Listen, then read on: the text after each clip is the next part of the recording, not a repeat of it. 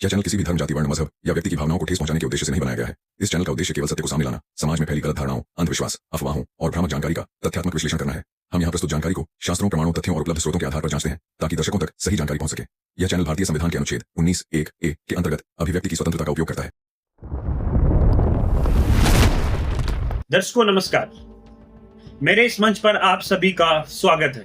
दर्शकों, पिछली वीडियो में हमने इन विज्ञान के देवता किशन साई जी की कुछ बातों पर विश्लेषण किया और हमने आपको बताया कि विज्ञान और अध्यात्म में कोई विरोधाभास नहीं है। वर्तमान में हम विज्ञान के साथ साथ अध्यात्म की खोज कर सकते हैं। और अपन क्या कर रहे हैं, हर 10-20 साल में नए नए भगवान खोज लेते हैं। 3-4 करोड़ ने रामपाल भगवान खोज लिया।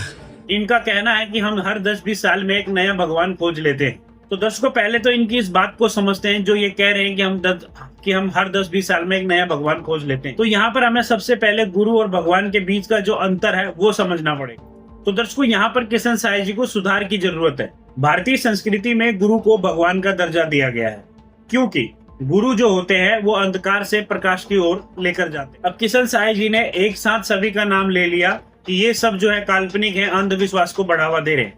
मगर शायद इन्होंने संत रामपाल जी महाराज जी पर रिसर्च नहीं करी क्योंकि संत रामपाल जी महाराज जी पूरी तरह से पाखंडवाद के खिलाफ हैं और संत रामपाल जी महाराज जी समाज सुधार के वो सारे कार्य कर रहे हैं जिससे हमारा समाज, हमारा देश आगे बढ़ेगा और तरक्की करेगा। दर्शकों, कुछ लोगों ने अपने आगे संत लगाकर ऐसी ऐसी गलतियां, मगर कुछ एक के गलत होने से पूरी खोज या अध्यात्म को गलत ठहरा देना क्या यह तार्किक है? क्या एक भ्रष्ट अधिकारी के होने से पूरा प्रशासन भ्रष्ट हो जाता है? बिल्कुल नहीं।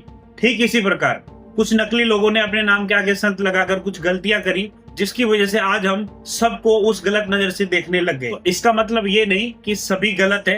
तो इजराइल नया देश बना तो वो तो अमेरिका से मिलके हर 10-20 साल में विज्ञान में नई नई तकनीक में खोज कर रहा है।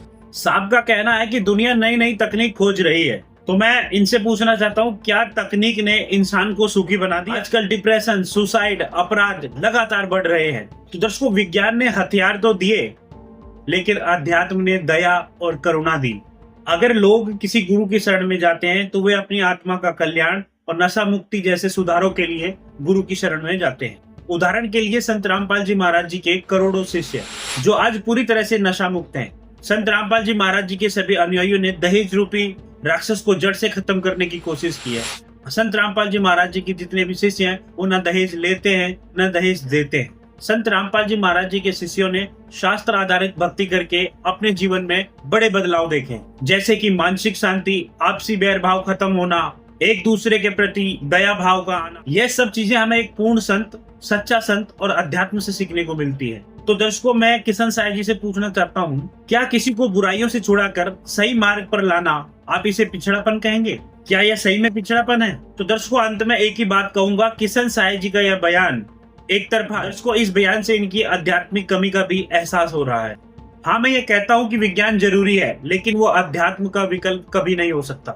हम नया भगवान नहीं खोज रहे, हम पुराने शाश्वत सत्य को खोजने की कोशिश कर रहे हैं जो हमारे वेदों और शास्त्रों में वर्णित है, जिसे समझने के लिए एक मार्गदर्शक, एक संत, एक पूर्ण संत की आवश्यकता होती है। इसलिए हमें आधुनिक भी बनना है और अपनी जड़ों से भी जुड़ना है।